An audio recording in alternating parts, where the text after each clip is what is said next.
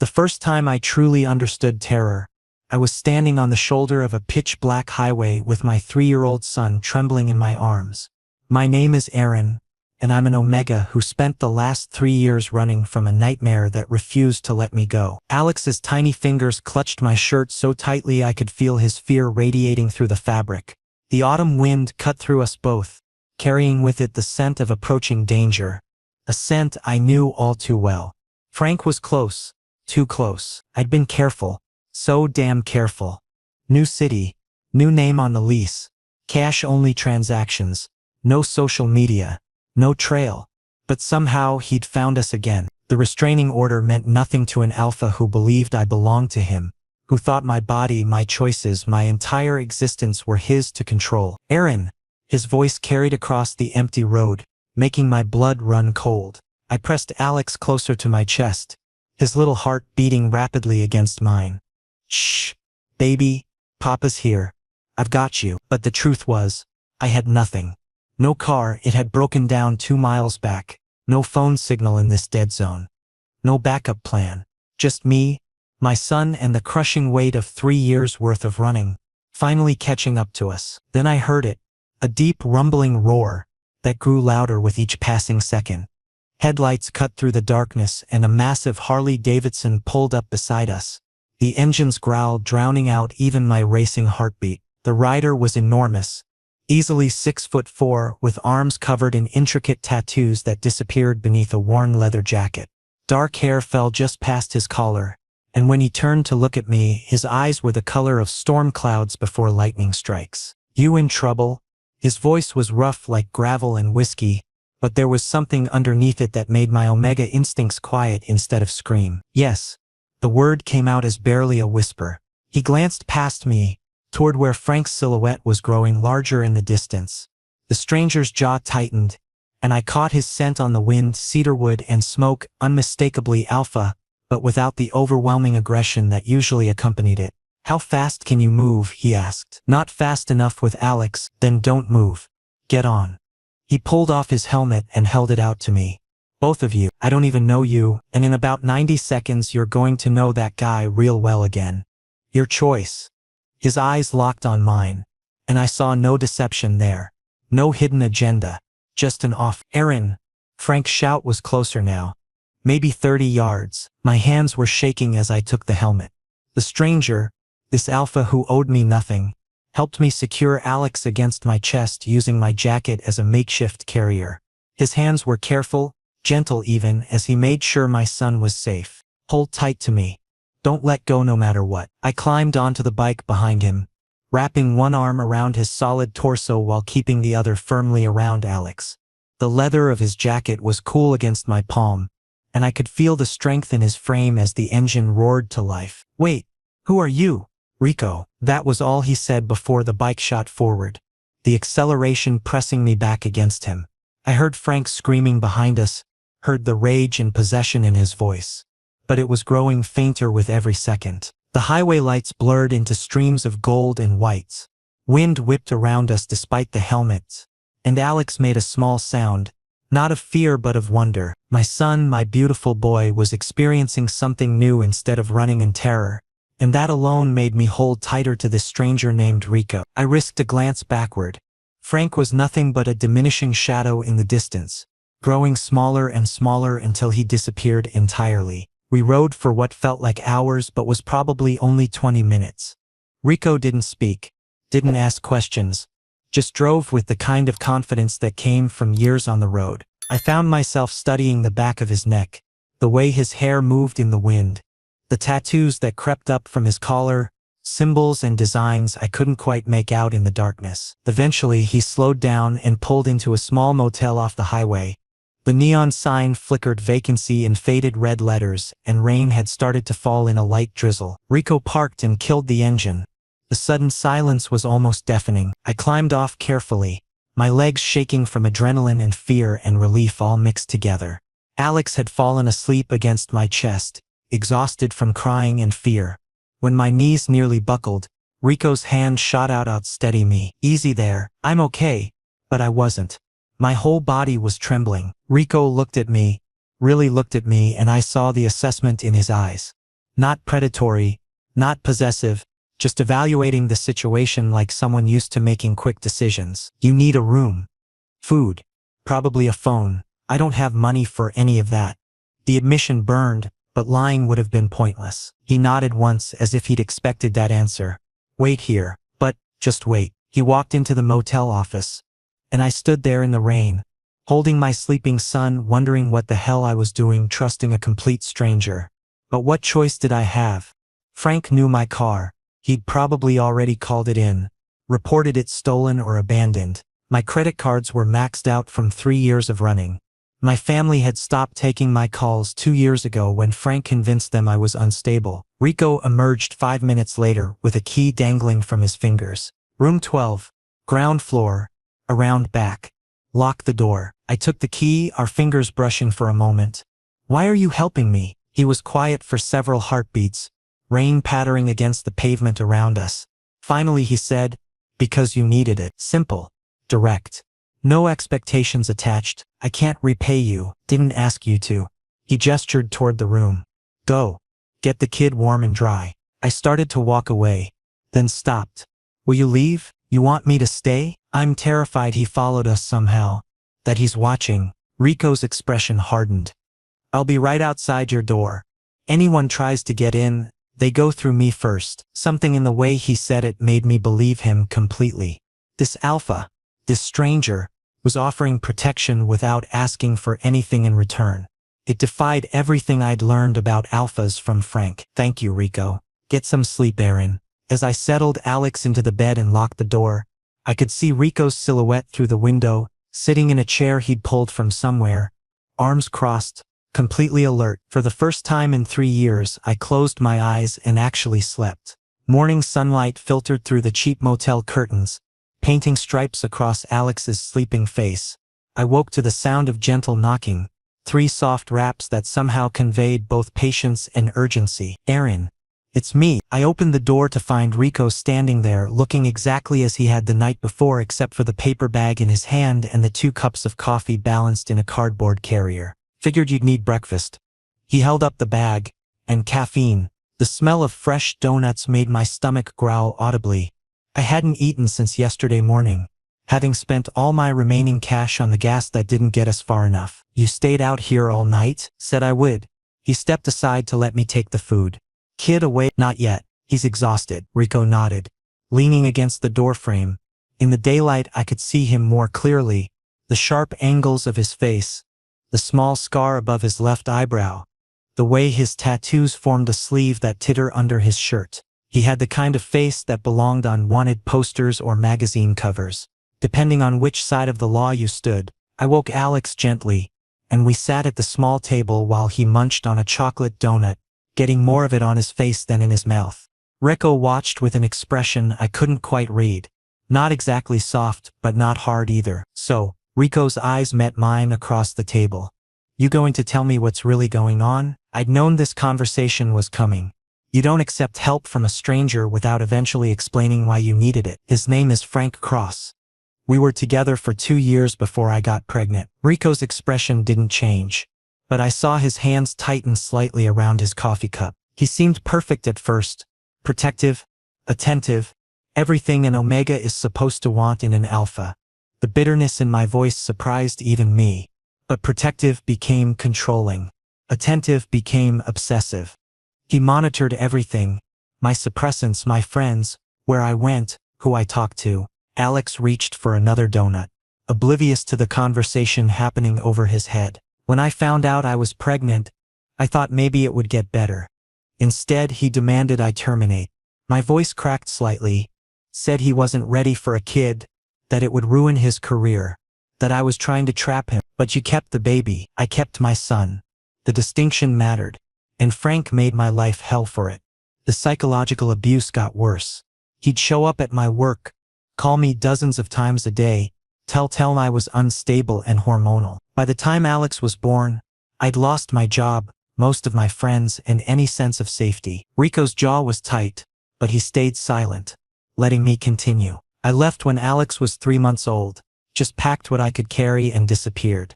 I've been moving every few months ever since, trying to stay ahead of him, He's been chasing you for 3 years, on and off. He'll disappear for months, and I'll think maybe he's finally moved on. Then suddenly he finds me again. I wrapped my hands around the coffee cup, seeking its warmth.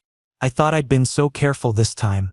I have no idea how he tracked us down. Rico was quiet for a long moment, his eyes distant like he was working through a problem. Finally, he spoke. You can't keep doing this. Running isn't a solution, it's a delay. I know that. Frustration crept into my voice. But I can't afford a lawyer. I can't fight him in court. I barely have enough money to keep us fed and moving, so stop moving. I stared at him. What? I have a place. Secure, private. You and Alex can stay there while we figure this out. The offer was so unexpected that I actually laughed. A short, bitter sound. You're offering to let complete strangers live with you. You got a better plan? I didn't. That was the problem. My car was dead, my money was gone, and Frank knew I was in this area. Staying at this motel was dangerous. Going back to my abandoned car was suicide. Why would you do this? I searched his face for ulterior motives. For the catch I knew had to be coming. You don't know anything about me. Rico's eyes shifted to Alex, who was trying to stack donut pieces into a tower. When he looked back at me, something vulnerable flickered across his features. When I was 14, my mother tried to leave my father. He was a mean drunk, abusive, controlling. She got as far as a bus station 3 towns over before he found her. He paused. Nobody helped her. Everyone looked the other way. And she went back because she had nowhere else to go. Rico, I'm not going to be the person who looks away. His voice was firm. You need help. I can provide it. That's all there is to it. I wanted to argue, to maintain some shred of independence and pride. But pride doesn't keep your child safe. Pride doesn't put a roof over your head. Just for a few days, I said quietly. Until I figure out what to do next. However long you need. After Rico settled the motel bill, another debt I had no way to repay, we headed to his bike. Alex was thrilled to ride again. His earlier fear replaced by toddler excitement. Big bike, he declared, pointing. That's right, buddy. Rico's voice was surprisingly gentle with him. You ready for another ride? Alex nodded enthusiastically, and I found myself smiling despite everything. My son's resilience never ceased to amaze me. As Rico helped secure Alex again, I noticed the careful way he moved, the practiced efficiency of someone used to handling delicate things. His hands were rough and scarred, but his touch was measured and gentle. You've done this before, I observed. Helped people, I mean. Sometimes. He didn't elaborate, and I didn't push. The ride to Rico's place took about 40 minutes, heading away from the city into more rural territory. We passed through a small town, then continued down increasingly isolated roads until we reached a property surrounded by high fencing and security gates. When the gates opened, I saw not just a house but a compound, several buildings, a large garage, and what looked like a workshop. Men with visible tattoos and hard expressions watched as we rode through, but they nodded respectfully to Rico. This wasn't just someone's house. This was territory. What is this place? I asked as Rico parked. Home. He helped me off the bike. And it's about to be yours too for as long as you need it. As I stood there, holding Alex and looking at this fortress that might become our sanctuary, I realized I'd made a choice. I'd put my trust in an alpha I barely knew. In a world I could only hope it wouldn't be the worst decision I'd ever made. Or possibly the best. The house was nothing like I'd expected. From the outside, the compound looked industrial and intimidating. But the interior of Rico's actual residence was surprisingly lived in. Comfortable furniture, shelves lined with books, photographs on the walls showing people I assumed were family or friends. It felt like a home, not a hideout. Rico led us to a guest room on the 2nd floor. Spacious, clean, with its own attached bathroom and a window that overlooked the property. Someone had already placed fresh towels on the bed. Bathrooms there. Closets empty if you need it. Kitchen is downstairs. Help yourself to whatever. He paused in the doorway. There's a security system. Cameras on all entry points. Nobody gets in without me knowing. The level of protection should have comforted me, but instead it raised questions. What kind of person needed this much security? Rico, what exactly do you do? He'd been heading toward the door but stopped, his back to me. When he turned around, his expression was carefully neutral. I run a business, motorcycle club called Alvarez Motors. Alvarez. The name clicked into place, and suddenly the security, the armed men at the gate, the fortress-like compound all made terrible sense. The Alvarez family? My voice came out smaller than I intended. Yeah, I'd heard of them. Everyone in this part of the state had. The Alvarez family had connections that ran deep and murky, legitimate businesses on the surface, but rumors of less legal activities underneath. They weren't state criminals, but they definitely weren't Boy Scouts either. So you're part of organized crime. It wasn't a question. Rico's jaw tightened. My father was. My uncles were. I cleaned house when I took over. We're legitimate now, custom motorcycles, repairs, restoration. Everything above board. Mostly. He didn't flinch from the truth. Some of the old guard still operates in gray areas. I don't ask questions I don't want answers to. I should have been terrified. I should have grabbed Alex and demanded to leave immediately. But I looked at Rico, really looked at him, and saw something that contradicted everything the Alvarez name represented. I saw honor, integrity, someone who'd sat outside my motel room all night to keep me safe. Are you dangerous? I asked quietly. To you? No. To people who threaten what's mine? Absolutely. I'm not yours. Something flickered in his eyes. Hurt maybe, or disappointment. Figure of speech. But you're under my protection now, whether you like the terminology or not. Alex chose that moment to yawn hugely, reminding me he'd been awake through more excitement than any 3-year-old should endure. I should put him down for a nap. Rico nodded and left, closing the door behind him with a soft click. I got Alex settled and then stood at the window, watching the compound below. Men moved with purpose between buildings, working on motorcycles, carrying tools, having conversations I couldn't hear. It was like looking at a small, self-contained world. A knock at the door interrupted my thoughts. When I opened it, Rico stood there with a cell phone. It's a burner. Untraceable. Program in any numbers you need. I don't have many people to call. Then program in mine. He rattled off the digits. Anything happens, anything feels wrong, you call me. I don't care what time it is or what I'm doing. I took the phone, our fingers brushing again. That same spark of connection I'd felt the night before flared to life. And from the way Rico's eyes darkened slightly, he felt it too. Thank you. For all of this. Stop thanking me. He stepped back, putting distance between us. Get some rest. I'll be around if you need anything. But I didn't rest. I couldn't. My mind was racing with everything that had happened in the last 24 hours. Every decision that had led me to this moment.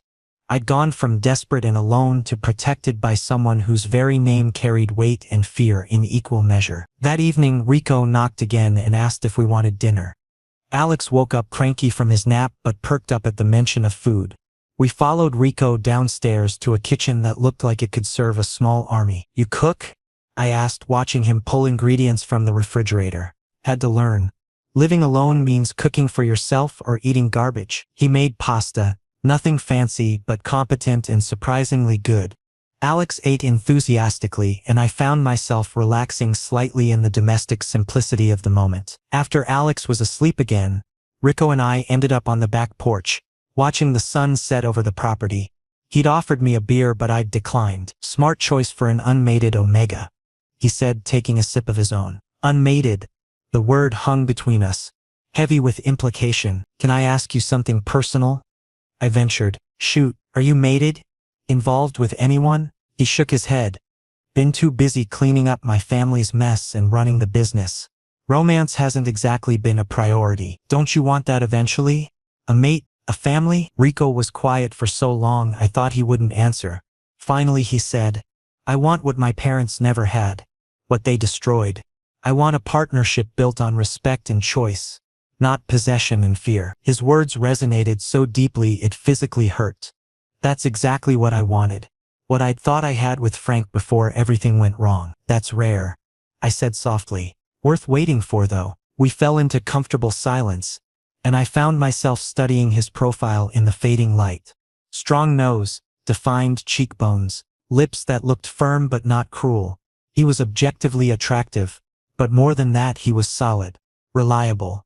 The kind of person you could build something with. The thought scared me. I'd known this man for barely a day and already I was thinking about building things. I should head inside, I said abruptly.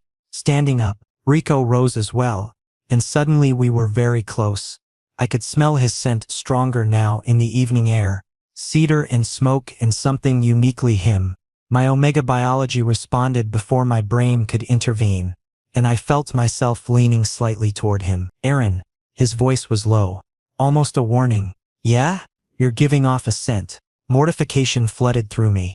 My suppressants must be wearing off and the stress of the last few days had probably triggered an early preheat. I stepped back quickly. I'm sorry, I'll take my medication. Don't apologize. He caught my wrist gently. But you should go inside. Now, I looked up at him and saw the struggle in his eyes. The alpha instinct warring with his obvious desire to be respectful and honorable. His pupils were dilated, his breathing slightly faster. I'm trying to be decent here, he said roughly. But you're not making it easy. Understanding crashed over me. He was attracted to me too. This wasn't one-sided. Rico, go. Please. I went, my heart pounding. Once inside my room with the door locked, I leaned against it and tried to calm my racing pulse. This was dangerous. Not because Rico was dangerous, but because I was starting to feel things I had no business feeling for someone I barely knew. Someone who represented everything I should be running from. But for the first time in 3 years, I didn't want to run. I wanted to stay. The first full day at Rico's compound felt surreal. I woke to sunlight streaming through unfamiliar windows, and the sound of motorcycles rumbling somewhere in the distance. Alex was still asleep beside me, one small hand curled around his stuffed rabbit, the only toy we'd managed to keep through all our running. I showered and dressed in the same clothes I'd been wearing for 2 days, making a mental note that we desperately needed new things. Everything we owned had been in the car that broke down, and going back for it wasn't an option. Downstairs, I found Rico in the kitchen, pouring coffee into a mug that read, "World's okayest brother." He looked up when I entered, and I noticed he'd showered too. His hair was damp and he smelled like mint and leather. "Coffee?" he offered. "Please." He poured me a cup, and we stood there in surprisingly comfortable silence. Through the window, I could see men working in the garage. The motorcycle club members Rico had mentioned. They moved with purpose and efficiency, clearly experienced at whatever they were doing. They seem intense, I observed. Rico glanced outside. Most of them have been with me since I took over from my father. They're loyal, but they respect strength more than anything else. And you're strong enough? He met my eyes. I had to be. When I inherited this operation at 23, half these guys didn't think I could handle it. Thought I was too soft, too educated, too concerned with going legitimate. What changed their minds? I proved them wrong. His expression hardened slightly. There were a few who challenged my authority. I dealt with them. Word spread fast after that. I should have been frightened by the implication, but instead I found myself curious. Rico clearly had layers I hadn't begun to understand. Alex came stumbling down the stairs then, rubbing his eyes and looking adorably disheveled. When he saw Rico, his face lit up. Ruri, the nickname made Rico's lips twitch into an almost smile. "Hey little man, you hungry?" "Yes." Rico opened the refrigerator. "How do you feel about pancakes?" Alex's enthusiastic nod was answer enough. I watched slightly amazed as this intimidating alpha, who commanded respect from hardened bikers, expertly mixed pancake batter and heated a griddle. He even made silly shapes. A lopsided motorcycle, a star, something that might have been a dragon. "You're good with him," I said quietly. "Kids are easy. They don't have agendas or hidden motives. They just want to feel safe and have fun." "Is that what you wanted as a kid?" Rico flipped a pancake with more force than necessary. "My childhood wasn't exactly full of pancake breakfasts and feeling safe.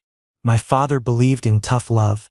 Heavy on the tough, light on the love." I wanted to ask more, but Alex chose that moment to demand syrup and the conversation shifted to safer territory. After breakfast, Rico showed us around the compound properly. The main garage housed at least 15 motorcycles in various states of repair or customization. The craftsmanship was incredible. Detailed paint jobs, custom parts, engines that gleamed like artwork. "This is what we do now," Rico explained. "Custom builds for collectors, restoration of vintage bikes, high-end modifications, everything legal, everything documented." "You sound defensive about that, because people assume the worst. They hear the Alvarez name and think we're still running guns or drugs or whatever the hell my father was into." His jaw tightened. I spent 5 years cleaning up this business, cutting ties with anything questionable, building a legitimate reputation. But the name still carries weight. Good weight or bad weight, both. It keeps certain people away. But it also means we'll never be fully trusted by the straight world. We walked past a section where a man was airbrushing an intricate design onto a gas tank. He nodded respectfully at Rico, and I noticed the deference in his posture. They look at you like you're royalty, I observed. More like a general.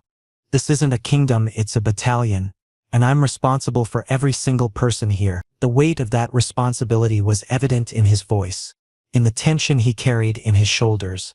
Being a leader clearly wasn't easy, especially when you were trying to change the direction of an organization built on questionable foundations. That afternoon, while Alex napped, I found myself alone in the guest room, finally able to process everything. My phone, the burner Rico had given me, sat on the nightstand, a lifeline to a world I'd been running from. I hadn't contacted anyone in months, too afraid Frank would somehow track the call. But maybe now things were different. I dialed my sister's number, hands shaking slightly. It rang 4 times before she answered. Hello? Sarah? It's me. Silence. Then, Aaron? Oh my God, where are you?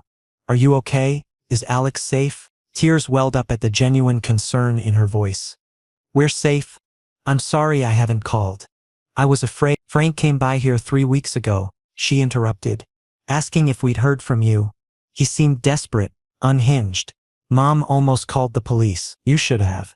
We didn't know what to do. You disappeared, wouldn't return our calls. We thought maybe he was right, that you were unstable. He's the unstable one, Sarah. He's been hunting us for 3 years. Another pause. Where are you now? I hesitated. Could I trust her? Frank was manipulative enough to have gotten to my family, turned them against me. Somewhere safe, with someone who's helping us. Who? Someone good. I realized how inadequate that sounded. I can't give you details yet, but I need you to know we're okay, and I'm going to fight Frank legally this time. Get a proper custody agreement, a permanent restraining order. You need money for that. Lawyers are expensive. It's being handled by this mysterious someone. Sarah's tone was skeptical. Aaron, you barely know how to accept help from family. Who are you trusting now? Someone who's proven himself. Even as I said it, I recognized the irony. I'd known Rico for less than a week, yet I trusted him more than people I'd known my entire life. We talked for a few more minutes before I hung up, feeling both relieved and exhausted. Reconnecting with my family, even tentatively, felt like reclaiming a piece of myself I'd lost while running. That evening, Rico knocked on my door holding shopping bags. What's this? Clothes. For both of you. I guessed on sizes. I looked inside the bags. Practical jeans, shirts, a jacket for me. For Alex, there were outfits with dinosaurs and trucks, things a 3-year-old would love. Rico, this is too much. You can't keep wearing the same thing. Consider it part of the protection package. He shifted uncomfortably, like generosity wasn't something he was used to showing.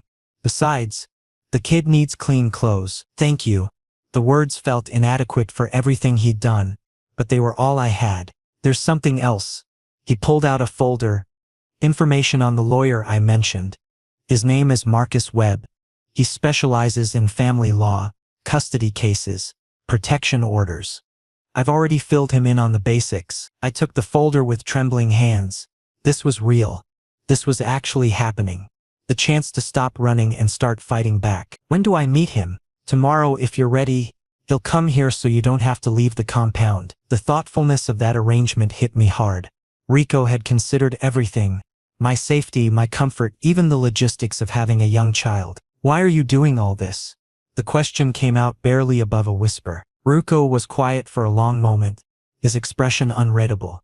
Finally he said, because everyone deserves a chance to stop running and start living. It wasn't a complete answer, but it was honest. And somehow that was enough. Later, after Alex was asleep, and the compound had quieted down, I stood at the window watching lights flicker in distant buildings. Somewhere out there, Frank was probably still looking for us, still believing I belonged to him. But for the first time in 3 years I wasn't afraid, because I had something Frank could never understand. A protector who asked for nothing in return, who respected boundaries, who saw me as a person rather than a possession, and that made all the difference.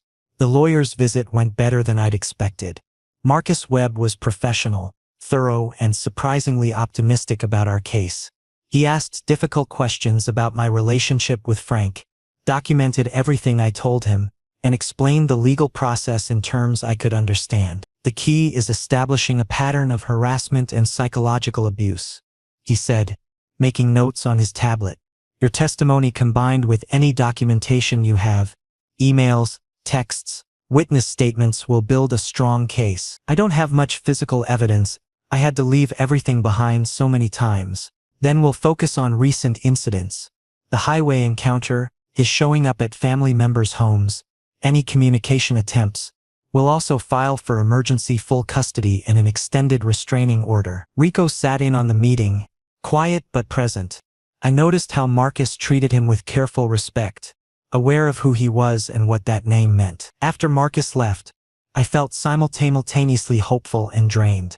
The prospect of facing Frank in court terrified me, but having a legal strategy felt empowering. You did good, Rico said as we walked Marcus to his car. I barely did anything, just answered questions. You told the truth.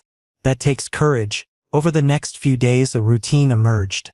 Mornings with Alex playing, reading, teaching him letters and numbers. Afternoons while he napped. I'd work on documentation for the case, writing down every incident I could remember with Frank. Evenings were family time, the three of us sharing meals, watching Alex play, existing in a bubble of temporary normalcy. But beneath that normalcy tension simmered. I'd catch Rico watching me with an intensity that made my skin heat. He'd look away quickly, but not before I saw the hunger in his eyes. And I knew he caught me staring too, at his hands while he worked on a motorcycle, at the way his shirt pulled across his shoulders, at the concentrated expression he wore when listening to Alex's endless chatter. The attraction between us was becoming impossible to ignore. One evening after a particularly long day, I found Rico in his workshop, a separate building where he did his personal projects. He was working on a vintage Harley, hands covered in grease, completely absorbed in his task. Can I come in? He looked up surprised. Sure, just don't touch anything. Grease gets everywhere. I watched him work for a while, fascinated by the careful precision of his movements. This close, his scent was overwhelming. That cedar and smoke combination, that made my omega instincts purr with interest. My father taught me how to work on bikes, Rico said without looking up. It was the only time he wasn't angry or drunk. When he had an engine in front of him he became almost peaceful. Did you love him? I don't know. I feared him, respected him, wanted his approval. Whether that adds up to love? He wiped his hands on a rag. He died 5 years ago. Heart attack. Sometimes I'm relieved. That probably makes me terrible. It makes you human. Rico finally met my eyes, and the raw vulnerability in his expression took my breath away. This powerful alpha, this leader of men, looked lost. I don't want to be like him, he said quietly. I don't want to rule through fear or build relationships on control and dominance. You're nothing like that. I moved closer without thinking. You've shown me more kindness and respect than anyone in years. Aaron, his voice dropped, took on that dangerous edge I'd heard before. You need to step back. Why? Because you're in my space, smelling like everything I want, and I'm trying very hard to be honorable here. Instead of backing away, I stepped closer. What if I don't want you to be honorable? The words shocked us both. Rico's eyes darkened, his pupils dilating as his alpha instincts surged forward. In one smooth motion, he stood, towering over me, close enough that I could feel the heat radiating from his body. Don't say things you don't mean. I mean it. My heart was racing, but I held my ground. I'm tired of being afraid. Tired of running from everything, including this. This? His hand came up, fingertips barely brushing my jaw. You barely know me. I know enough. I know you're patient with my son. I know you sat outside my motel room all night to keep me safe. I know you're trying to build something better than what you inherited. I leaned into his touch. I know you make me feel things I thought Frank had destroyed. Rico's control visibly cracked. He cupped my face in both hands, his calloused palms rough against my skin. If we do this, there's no going back. You understand that? I don't want to go back. He kissed me then, fierce and claiming but somehow still careful, like I was something precious that might break. I kissed him back with equal intensity, 3 years of loneliness and fear pouring into that connection. When we finally broke apart, we were both breathing hard. I need to tell you something, Rico said, his forehead resting against mine. And you're not going to like it. My stomach dropped. What? I knew who you were before the highway. Not you specifically, but I knew Frank was searching for an Omega and his kid in this area. Word travels in certain circles. I pulled back, stunned. You knew? Not your names, not details. Just that some alpha was hunting his ex and causing problems. When I saw you on that highway with Frank closing in, I put it together. So this was all what? Pity? Obligation? No. He gripped my shoulders gently but firmly. I helped you because you needed help. Everything after that, bringing you here, the lawyer, all of it. That's because I wanted to. Because you matter to me. How can I matter? You barely know me either. Sometimes you just know. His thumb traced my cheekbone. The first night, watching you with Alex, seeing how hard you were trying to be brave while falling apart, I knew, you're strong in ways you don't even recognize. I wanted to believe him.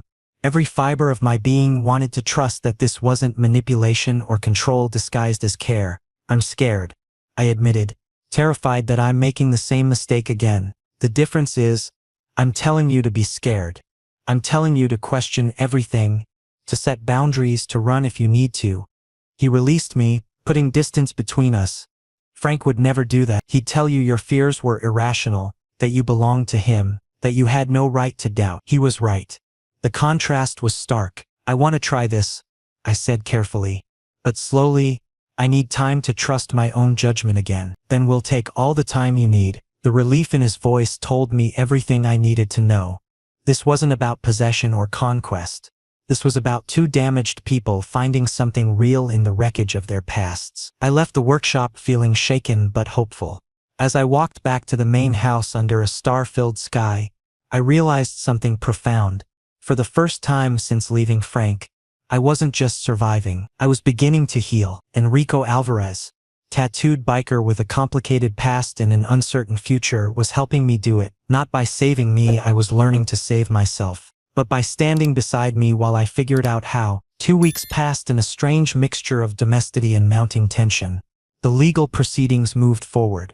Marcus filed our paperwork, and we received a court date. Frank had been served with the custody petition and restraining order, which meant he knew where we'd filed from, even if he didn't know our exact location. Alex thrived in the stable environment. He'd started calling Rico Ruri exclusively, and would wait by the window each evening for him to come home from the garage. Watching their relationship develop did something to my heart, showed me what healthy alpha presence could look like in a child's life. Rico and I maintained a careful distance after our kiss in the workshop.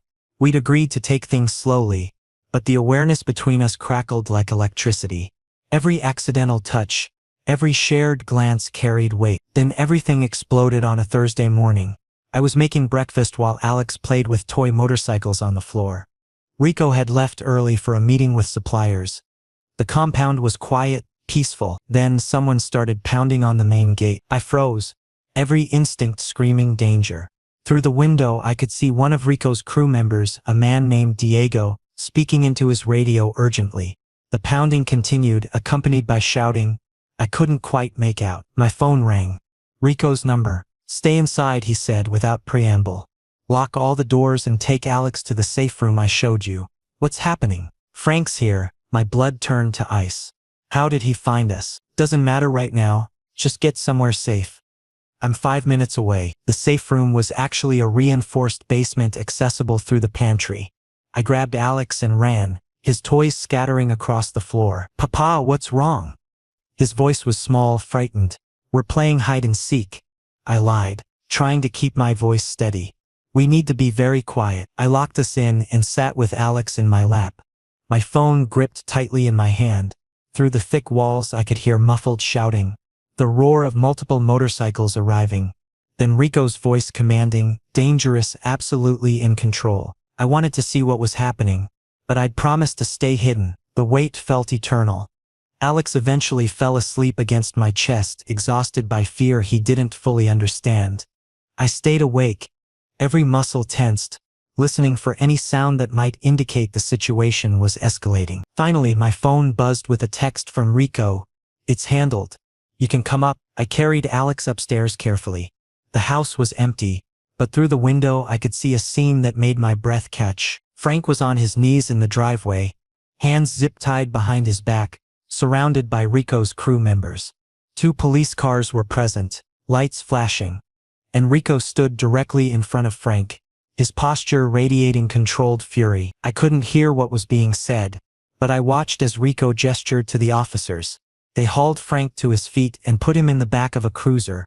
Through it all, Rico never touched him, never lost his composure. When he finally came inside, his expression was carefully neutral, but I could see the rage still simmering beneath the surface. "He tried to force his way through the gate," Rico explained, his voice tight. "Made threats, caused a scene. The security footage shows everything. Combined with the restraining order violation, he's looking at serious charges." "Is it over?" I couldn't let myself hope yet. "Not completely. But this helps our case significantly. Marcus is already on his way to make sure everything's documented properly." I should have felt relieved. Instead, I felt shaky and overwhelmed. Frank's face through that police car window, twisted with rage and obsession, would haunt me. Rico moved closer, his hands hovering like he wanted to touch me but wasn't sure if he should. "Talk to me. I brought this to your door. Put you and your people at risk. Stop." His voice was firm.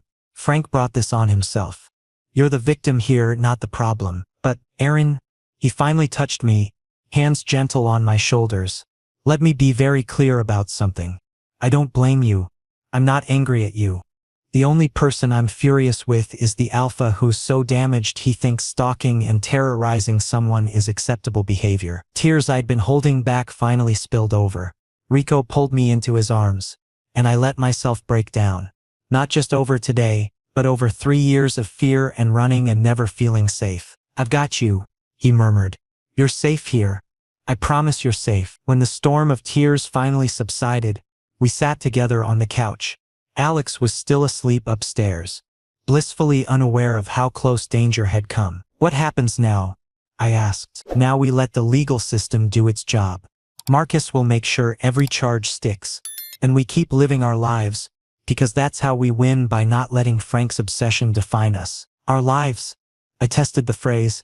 "That sounds like you're planning for this to be permanent." Rico turned to face me fully. "I know it's fast.